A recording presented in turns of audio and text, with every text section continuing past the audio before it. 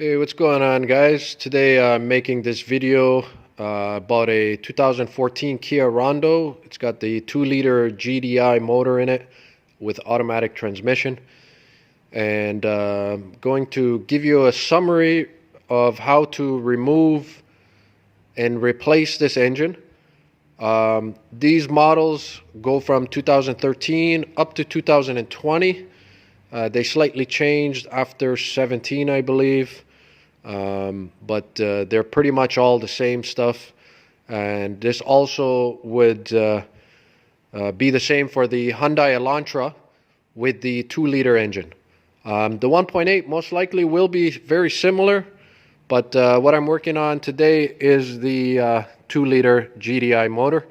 So just to show you a quick summary of what you have to do in order to remove this engine, and I'll also detail some of the things you'll have to do to replace the engine and put it back into the vehicle. All right, so this is basically how I'm doing it. There are other ways of doing it. This is, I found a little bit more work, but easier to do. So what you can see here is a whole whack of mesh of the wiring harness or the wiring loom. Pay no attention to that. Because your car, when you start this job, is going to look nothing like this. So basically what you want to do first is remove your air hose here that goes to the throttle body. And then after that, you will remove the air box or the air cleaner box completely. Once you've done that, you'll want to remove the battery and the tray that's underneath the battery completely. And that'll give you access to the ECU that's attached right behind the battery tray. And as you can see here, this is the two major plugs that go into the ECU.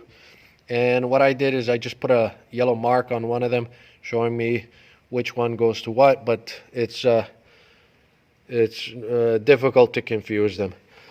What you want to do after is just start taking apart the harness from the body of the vehicle. And if you see straight back against the firewall there, you'll see a whole bunch of studs that are sticking out of the frame. These are just to hold the wiring harness in place so that it doesn't move around and rub. Also, part of the harness goes into the fuse box here. And if you look at the fuse box, there's a big plug that goes into here, and also another one that goes here, and also another one that goes here. Okay, so you'll want to unplug those, and I'll show you what those look like. They're right here. They're pretty simple to remove. They have this tab up top that you pull up, and then it frees it. And here's the little fuse panel that goes into the fuse box here. Next thing you'll do is remove the B+ wire that goes right to the fuse panel itself, which is right here. And I'll just show you some of the parts that I have taken out right now. So as you can see, here's the battery here. This is the air filter, which will be needing replacement. Here's the air box. That's the computer. That's the cover for the fuse box. Here's the other section of the air cleaner box at the bottom there.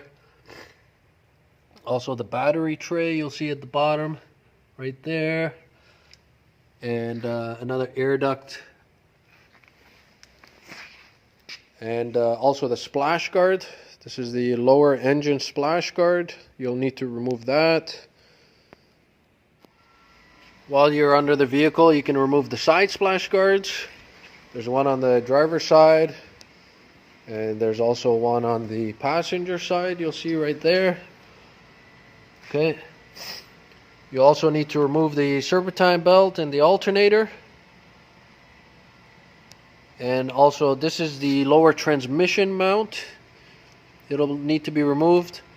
And I also removed the thermostat housing, because you'll also need to remove the AC compressor You don't have to disconnect the lines or discharge the system, but you have to remove it. And if you see right there where the thermostat is, you'll see that when you are raising the vehicle, that the thermostat housing could possibly make contact with the AC compressor. So I just got it out of the way just to make things a little bit easier. Okay, so once you have most of that done, you'll move on to the cooling system. You can drain the radiator. On the driver's side, it has a drain valve. So just drain the cooling system from the rad, and then you'll start working on the upper radiator hose, which is right here. And then in the back here, you will see I got them capped off with the red caps. Those are the coolant hoses that go into your heater core. They'll be removed off the engine right there. See if I can get you better lighting. There's two metal pipes there that they go into.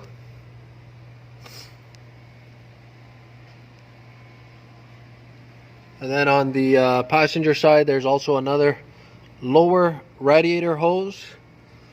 I removed that completely. Then there's a ground wire to the engine here. You see this ground wire? There's also another ground wire for the transmission right there that goes to the frame. And then after that, what you're doing is basically just removing the harness from the transmission. You will also need to remove the shifter cable from the inhibitor switch or the safety neutral switch, which you will see right in the center here, right there. Once you have most of that stuff moved away, you're pretty much ready to drop the engine now. Alright, so one other thing you'll need to remove is the exhaust flex pipe here. This attaches to the catalytic converter on one side, on the back here, and this goes into the exhaust manifold. This is pretty much the hardest part so far of this job, only because surprisingly the condition of the bolts were pretty rough, especially on the front side here. They're 17 millimeters, but they so rusty that they turn into 16s. I had to hammer a 16 onto there just to get them out. You'll definitely need some heat, a torch, but you'll get the back no problem. But the front side is not much space in the front side, so this probably be one of the more difficult things you'll have to deal with. Other than that, it's pretty much straightforward. If you look on the passenger side here, between the engine and the frame, you'll see a little bit of space. Initially, I thought that I could remove the engine without having to mess around too much with the transmission and just leave the transmission in place. But I decided not to take that chance, because at that point, you know, you're kind of in a bad situation. So what I'm doing is I'm dropping the engine and transmission together, and I already removed the flywheel bolts and a couple of the lower bolts that hold the engine and transmission together. So in order to do, if you're doing it that way, you'll also have to remove the CV axles. So you'll remove the axle nut here, the sway bar linkage, it's a 17, and also disconnect the spindle from the shock so that you could remove the axle.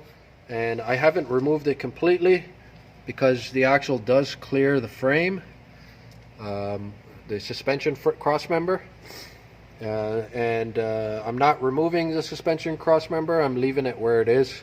So you'll do that on both sides. So in case you were wondering, this is just the underside of the vehicle, just to show you what I removed here. So you'll see here, this is where the flywheel is and the torque converter bolts.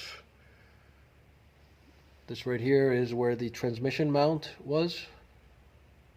And you can see the CV axle right there and how it clears the frame. So no need to remove the frame, and the same thing on the other side. Okay, here's the AC compressor. I've removed the bolts already. I just left it on the bracket just so it's not hanging too much. And from underneath, that's pretty much it. You don't have to do anything crazy down here. So this is the frame and the amount of space that you got. Again, because of the design of the flywheel, it is a possibility you can remove just the engine and leave the transmission where it is. But I didn't want to take that chance because it looks like you might be able to clear it. There should be plenty of space there. Because I have a hoist, what I'm going to be doing is I'm going to put a dolly under here, and then I'm going to start raising the vehicle. And your main concern will be to make sure you clear the AC compressor, because the AC compressor lines are still connected. So it will be going up with the vehicle. So just make sure there's no issues there. Other than that, that's pretty much it down here.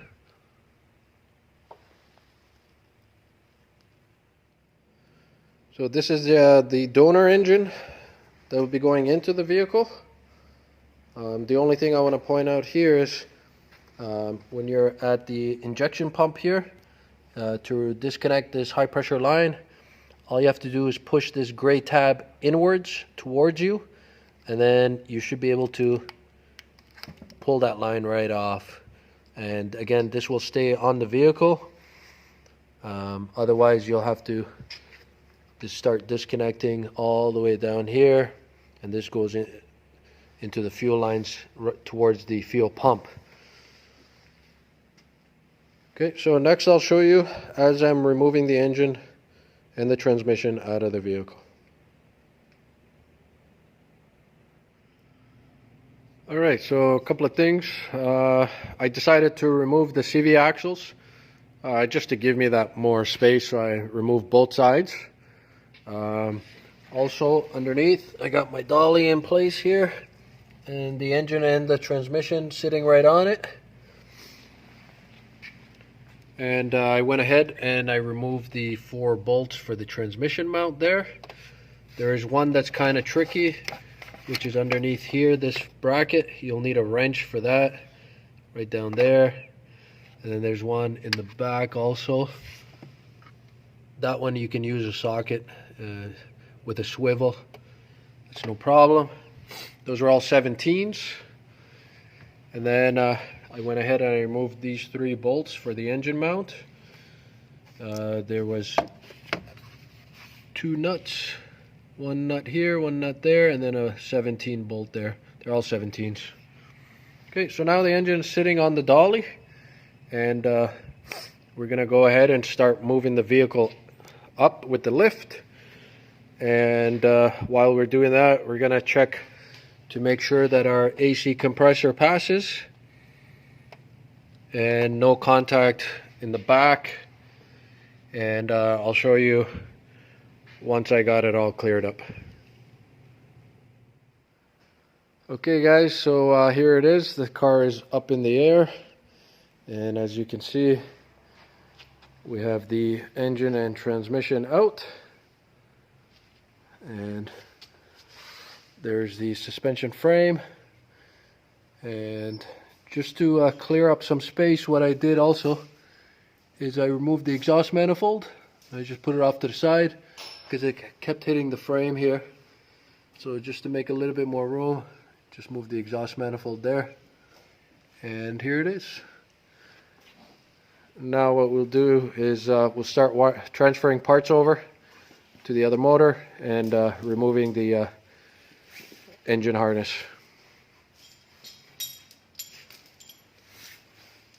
Here's a better view of everything. This is the exhaust manifold.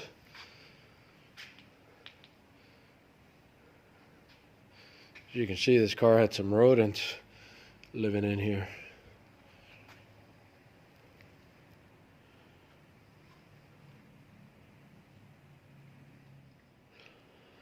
Hey, what's going on, guys? So this is the next day, and I got the replacement engine in place here, and I just thought I'd just show you the stuff that I was talking about before, which were on the floor, so you may have not been able to visualize it. So this is the ECM here with the plugs. This is the battery tray. It's the positive terminal there, the fuse box. So I got pretty much everything back in place. As you can see, got the alternator back into place, the AC compressor, we got the belt back in, the engine mount set up there, the transmission mount at the bottom there set up. So pretty much all there is left to do really right now is put the battery and the air box, the air cleaner back in, the CV axles, and the lower splash guard, and just start adding the oil, the coolant, just double checking everything. And then I'll come back and get a video of the first startup. So just a little bit of a tip here.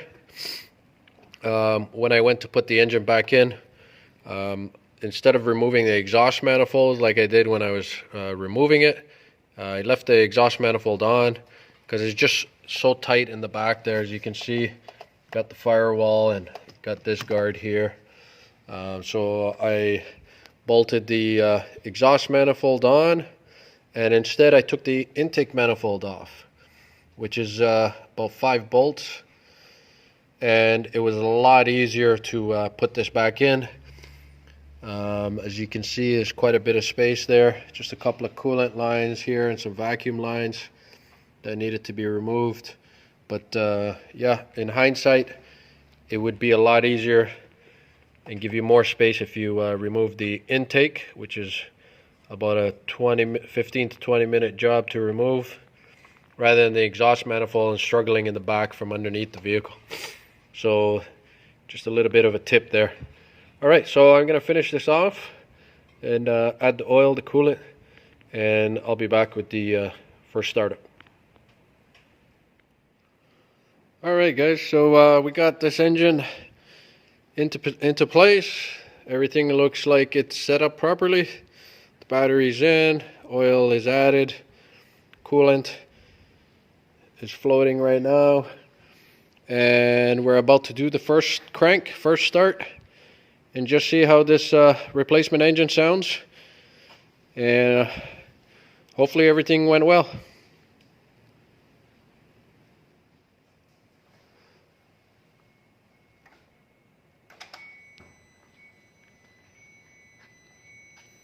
So initial power just to prime the fuel pump.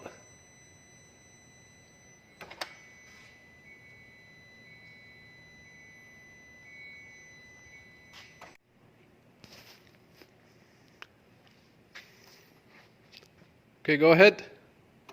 All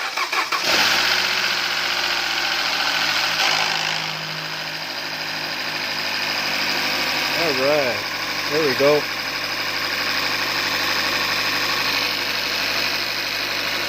Engine sounds good. A lot of smoke there, mostly because of just all the oils that's on the exhaust manifold. Not a big deal.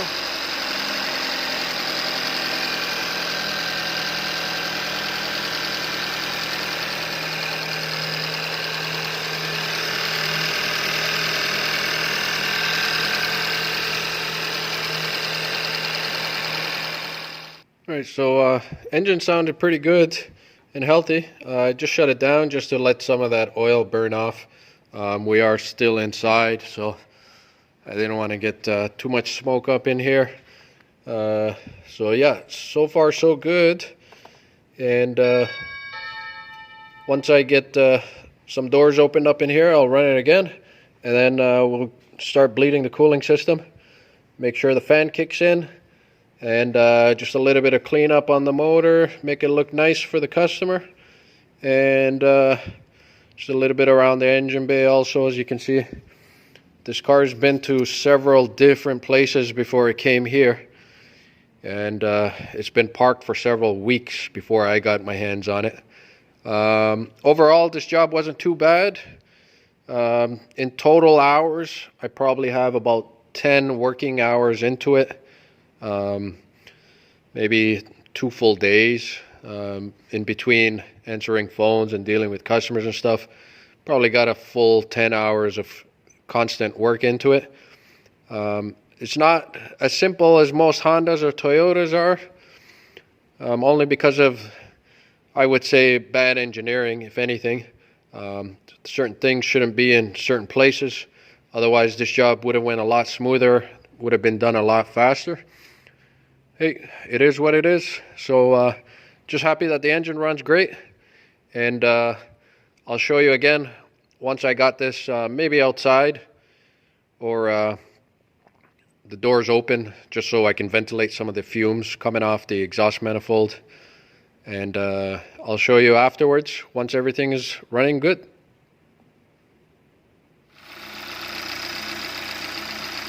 Alright, so we got some doors open here. We got the exhaust hooked up to a pipe so we don't kill ourselves. And here it is. Again, you can still see some smoke. That's just off the exhaust manifold. A little bit of oil that was on there. That'll slow down and eventually go away. So basically right now we're waiting on the cooling system to bleed out. But overall the engine sounds great. Running like a clock. No check engine lights, no codes, so seems like we got everything correct. Just waiting on the cooling system to warm up so the fan can kick in. Once we got that, we'll take it out for a test drive, just double check, make sure there's no knocking noise on the suspension. There's a lot of stuff that was taken apart. So yeah, as of right now, very happy that everything went well. And just gonna wait on the cooling system. Once that's done, I'll show you the final result.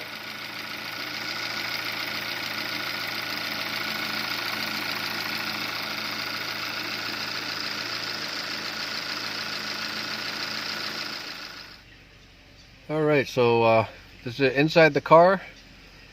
As you can see, the car's still running. Got a very stable idle. Nice temperature there, and good amount of gas. We need gas. Yeah, so just waiting on the cooling system to bleed out and get the cooling fans running, and we'll make sure everything's okay before we send it out. As you can see, this vehicle has only 94,000 kilometers on it, and already needed the engine to be replaced. Customer went into the dealership and they really didn't want anything to do with her. They didn't even bother to help her at all. So I'm just gonna raise the idle here a bit just to get that water pump moving faster. But yeah, so 94,000 Ks on a Kia Rondo 2-liter GDI. This car not only was head problem but also bottom end. So probably the chain broke on this. I believe they're chain driven. And excuse my sniveling here. I'm working with a cold, but yeah, you might hear me doing that once in a while. It is end of January here, so it's pretty cold. I'm working in 6°C conditions, which I don't mind. So yeah, this motor needed replacing at 94 Ks, and the story was she's driving along, all of a sudden shut down, and went to restart it. Car started up, but made a hell of a racket, not only from the head but also from the bottom end. So when I get some time, I'll go back to the original engine. I'll take it apart just to see what happened. Pretty sure there's an issue with the valves for sure, possibly even a connecting rod or main bearing issue, but as of right now, only thing I can tell is head and bottom end, both sides making noise. Pretty crazy at 94 K. Yeah, the dealer didn't want to do anything because the first thing they ask you is if you have proof of your oil change, and if you got to provide receipts for that. So if you cannot provide proof for that, first thing they'll tell you is you didn't change your oil on time, and that's the number one excuse. So make sure you guys hold on to your oil change receipts. Make sure you change them before the intervals. So if it says 5,000, 10,000, anything like that, just do it before that. I strongly recommend 5,000 kilometers. Better safe than sorry, especially on all the newer stuff that they're putting out. They seem to be very sensitive to that. Not only that, but if you have an oil burning issue that you're not aware of, you know, you just get in and make sure that the oil level's correct and you got fresh, clean oil all the time. Especially if you have a chain-driven motor. Those chains are lubricated by your engine oil. So if your oil is dirty or broken down, you can't lubricate the chain. The chain tends to overheat and either stretch and jump the timing or completely snap, which I've seen on many vehicles before. And all it was a matter of low oil level or very dirty oil. So that's that from the inside. Just waiting on the fan to kick in. I'll show you everything when I'm done.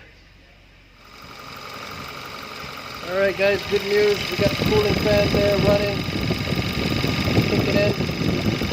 Circulating the coolant. Getting rid of those air bubbles inside. So again, everything's going well. Engine sounds great. You can see the steam coming off the cooling system there, so the engine's getting nice. And we got the fan. Nice picture.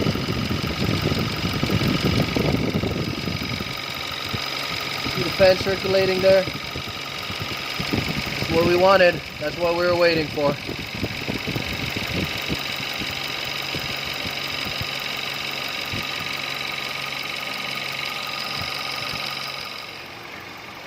Alright guys, so I'm pretty confident about the condition of this motor. I haven't taken it for a test drive, but I will. As of right now, everything looks great. So yeah, just cleaned up the engine bay a little bit. Put the engine cover back on. And it's pretty much the end result here. So I hope you found this video entertaining. And if you are planning on doing this job, I hope it was helpful and informative. And if it was, please like, share, and subscribe to my channel. Your support is greatly appreciated. Feel free to leave messages or comments. If you have any questions regarding this job, let me know. I'll be glad to help. So thanks again, and have a great day.